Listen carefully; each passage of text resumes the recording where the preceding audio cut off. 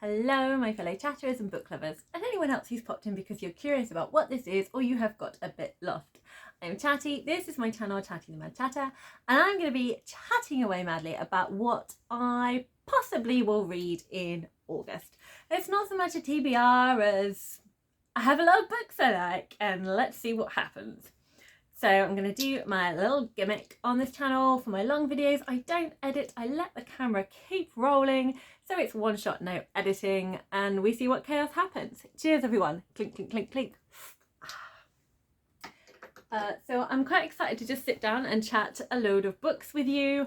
Haven't got a game planned out this time because it's going to take me too long to set up. I've just got a small window in which I can just have a little chit chat with the camera. So we're just going to go for that because the books are the most important things. And I have a lot of fun books that I'm very excited to get into.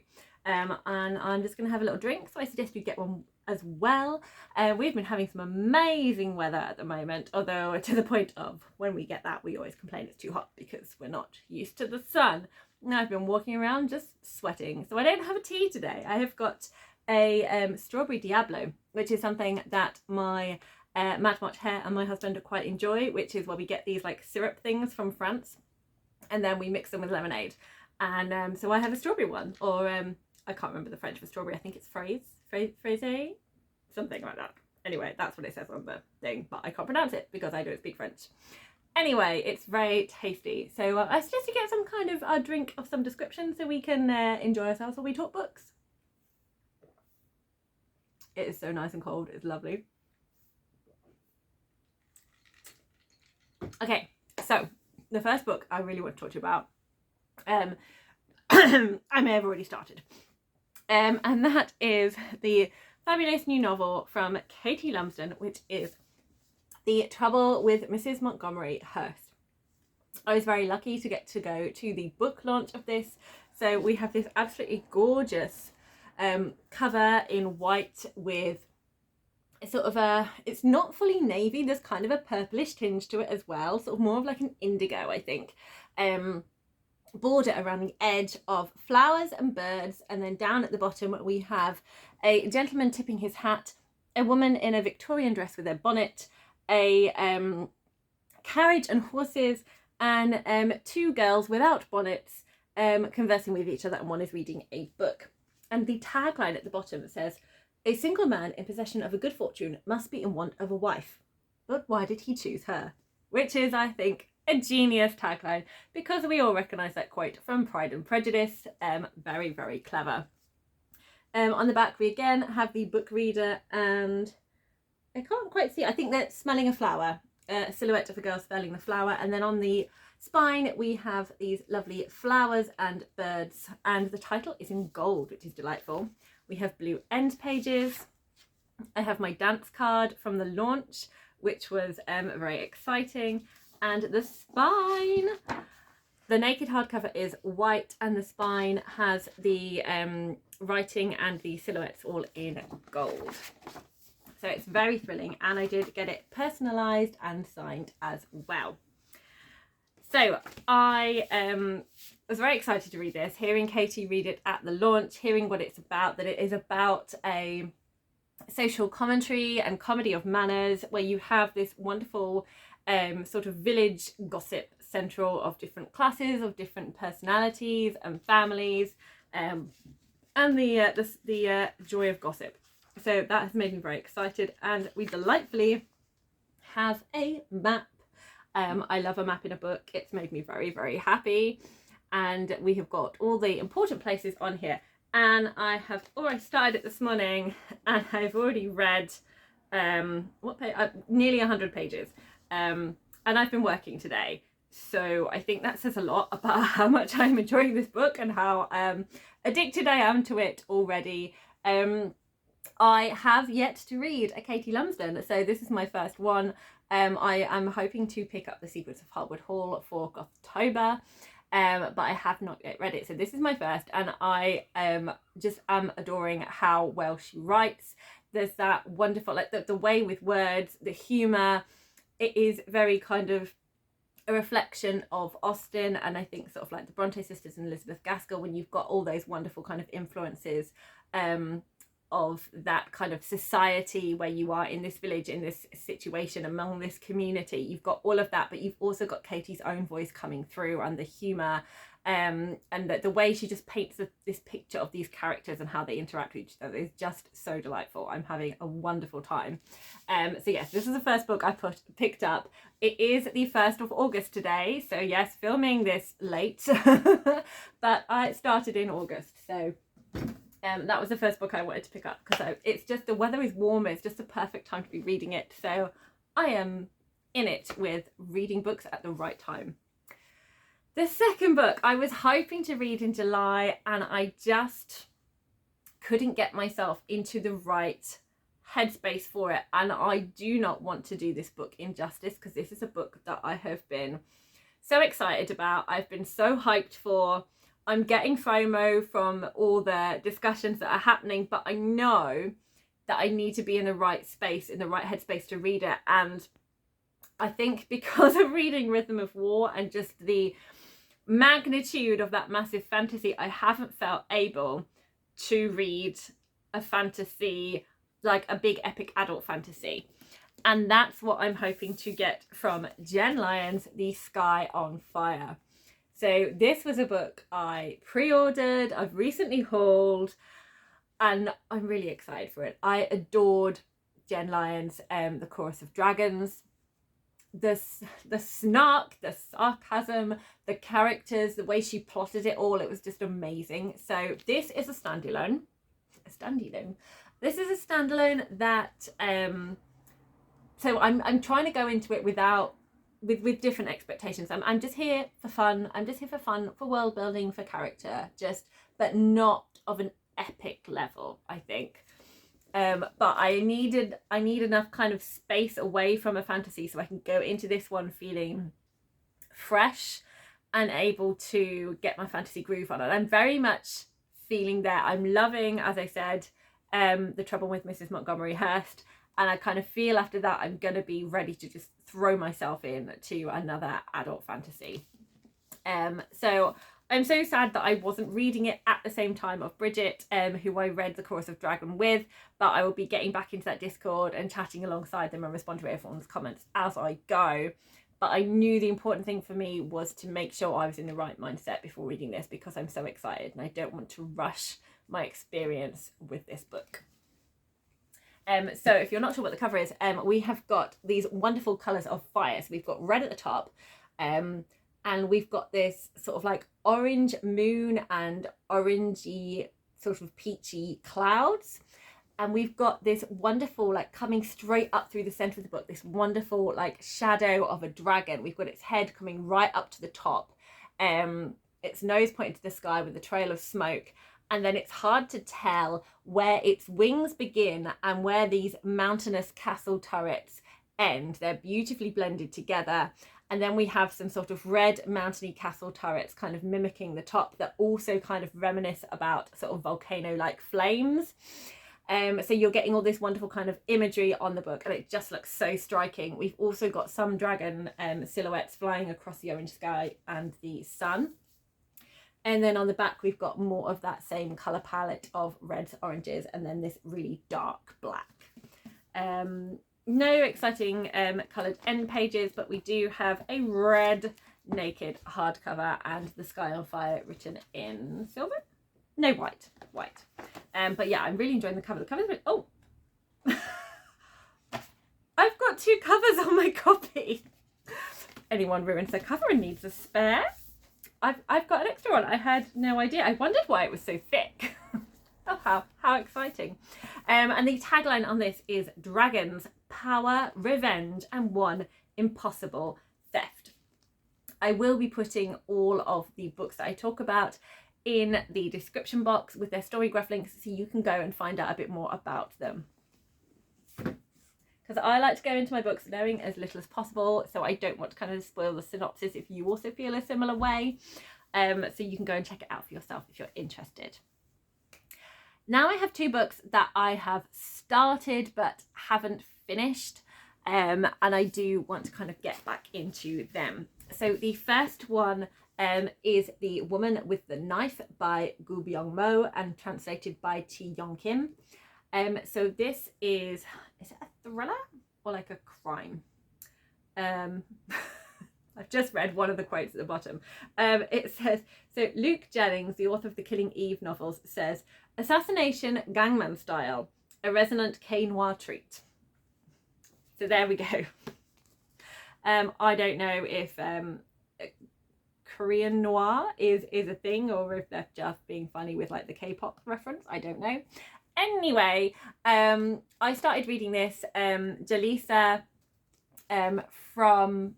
I had your channel name and it's gone. It's got books in it, obviously. It's gone. I'm so stupid. I didn't write it down. Anyway, I will leave Jaleesa's description for her channel.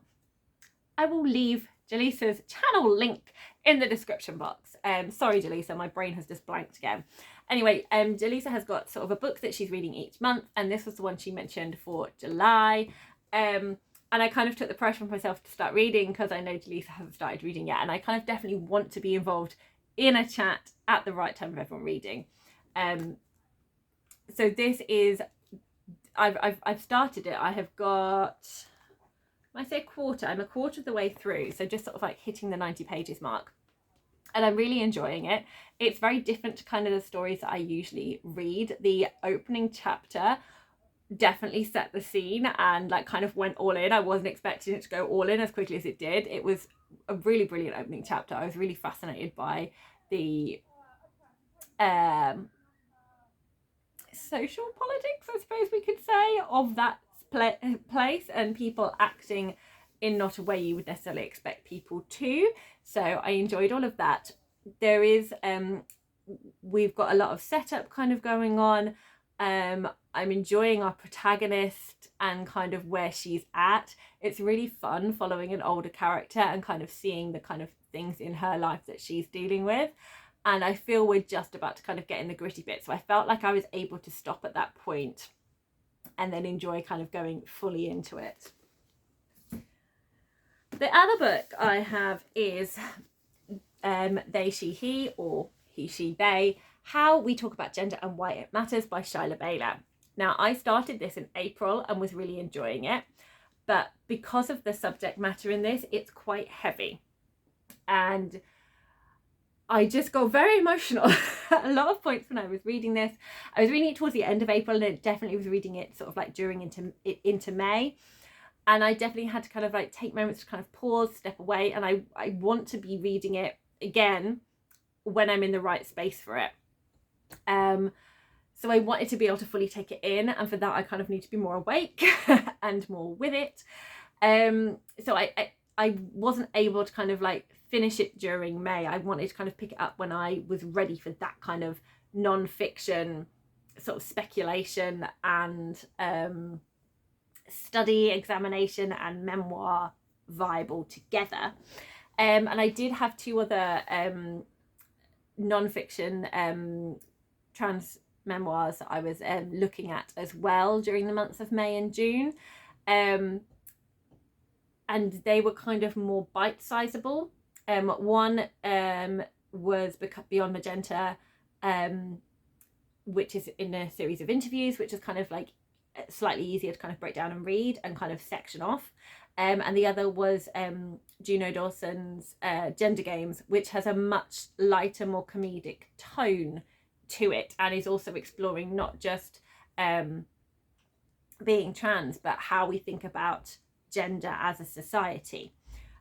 Whereas this is fully going into a lot more kind of like politics and how he has been sort of giving talks and educating people, and how those kind of difficult conversations has made people rethink what they thought about what it means to be trans. And I got very emotional about a lot of things, and that's quite exhausting. So I parked it for a while. As I've previously said, I've sort of been in a funny place sort of like since the end of May, and I'm now kind of getting back into the swing of things a bit more, and I now feel ready to kind of pick up this quite hefty non-fiction again and get into it and really enjoy it. That was a very long explanation of that one. So moving on now to some middle grade series continuation buddy reads that I have. The first is my reread of the Amari books. So I read Amari and the Night Brothers last month. So August I will be reading Amari and the Great Game by B.B. Alston, which is the second book in the Supernatural Investigation series. The third book, Amari and the Despicable Wonder, will be coming out in at the end of August. So I'm so hyped. I loved my reread. I can't wait to continue my rereading journey. It's such a wonderful fantasy world to go in. It's cozy but real, and explores a lot of sort of like difficult topics that you can relate to in our world, as well as having the fun magical bits as well. And there's just so many fun layers within here, and there's friendship and prejudice and bullying, and there's just a lot going on, and I'm really enjoying it.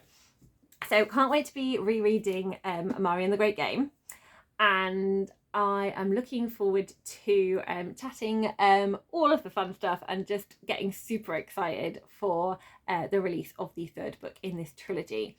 So I am doing a mild Amari along, so there's chats on my Discord, which is Middlegrade Mad Chat. All of the links are in the comments below. I will put the video, the Amari along here for you to have a look at if you are interested in joining us for this. The next book I have to talk about, I haven't earned yet, and that is the Pages & Co. fourth book in the series, called Tilly and the Book Smugglers by Anna James. I have the bookmark here, and we've got a lovely teal colour. We've got the typical like swirl of pages like a portal, with Tilly and this new character Milo. I have been having a great time with the Pages & Co. series. It's really cozy. It's very built for book lovers. There's a fun element of the really fun element of book loving and fantasy in there, and there's been kind of an overarching kind of more political side of the world kind of coming in just on the top. I have struggled a little bit with some of the climaxy plots and kind of the fallout to it, but I am sort of overlooking it in favour of just all the fun times. I am also aware it is for a middle grade audience, so they probably don't want to go as deep into it as I, as an adult, would like to.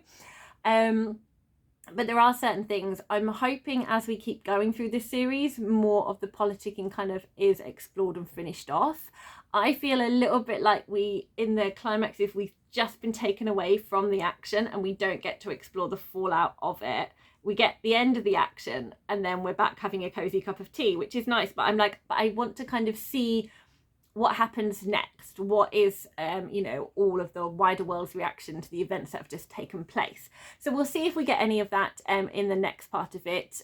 We've definitely moved on to a different part in the plot. I feel the first three books are linked, and then the second three are going to be linked in a slightly different way. So I'm keen to see where it goes, where the storyline goes. There's definite threads I want exploring from the book that I've just read, which was Tilly and the Map of Stories, book 3. So I'm keen to see how we go in book 4.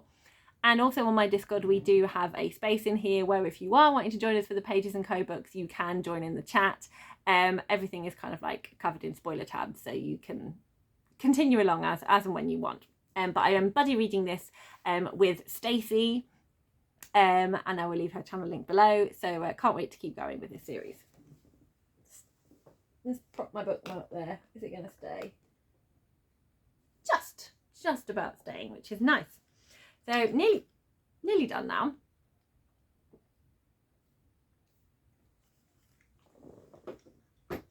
Already I'm feeling quite ambitious with my reading.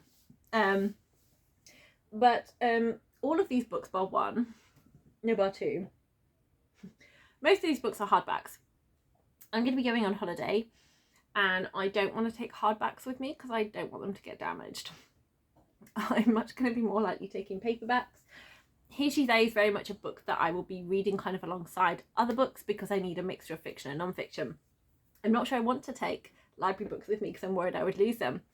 So I have got some other paperback books that I'm also very excited about reading, and I'm not sure how it's all going to fall out with what I actually get to reading, but let's talk about the books anyway.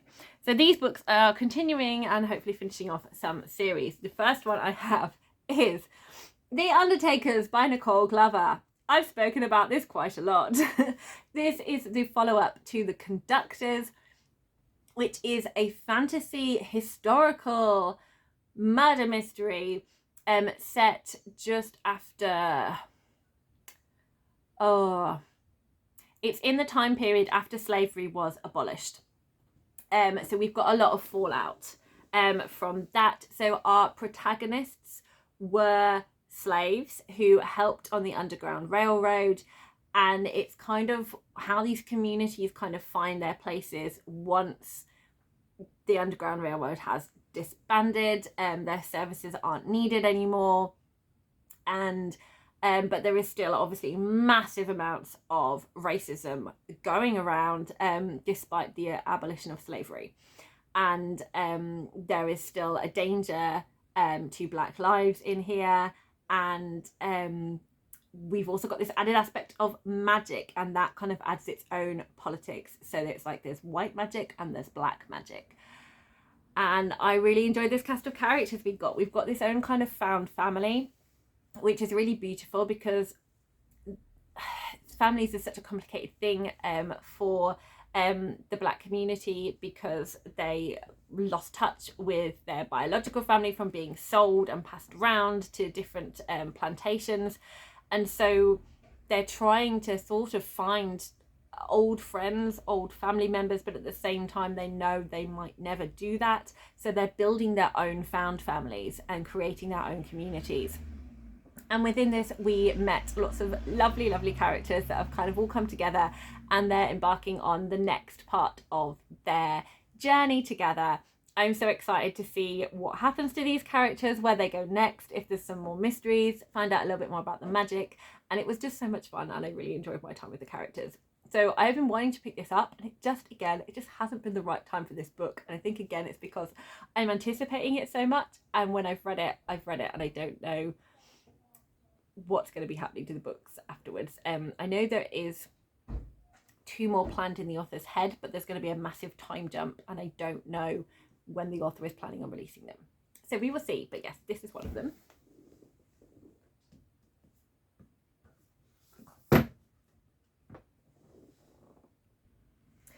And my other one is The Kingdom of Copper by S.A. Chakraborty. Sorry about that. Just been interrupted and picked up filming again because the family came home.